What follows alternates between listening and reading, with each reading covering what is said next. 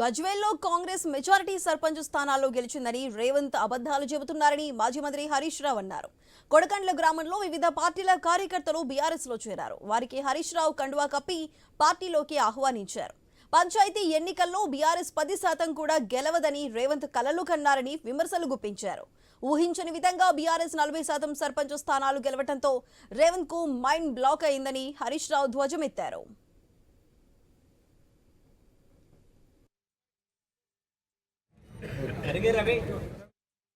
సర్పంచులు కూడా గెలవని సర్పంచులు కూడా నీ ఖాతాలు వేసుకొని నేనే గెలిచిన అబద్ధాలు ఆడితే నీకు నోబెల్ ప్రైజ్ ఇవ్వాలి నాయన, ఆస్కార్ అవార్డు ఇవ్వాలి నీకు. ఇంకా సిగ్గు లేకుండా మన్మన్తో ఫుట్బాల్ ఆడినా అని బుకాయిస్తావు. ఏందాను పిల్లలేమో దవాఖానాలలో పడుతుంటే హైదరాబాద్లో నిన్న అంటుండు ప్రెస్ కాన్ఫరెన్స్లో ఎక్కడ ఫుడ్ పాయిజన్ అవుతలేదట.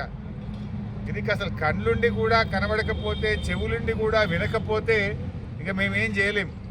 ఆ ఎమ్మెల్యేలను బీఆర్ఎస్ ఎమ్మెల్యేలను తేల్చిందట.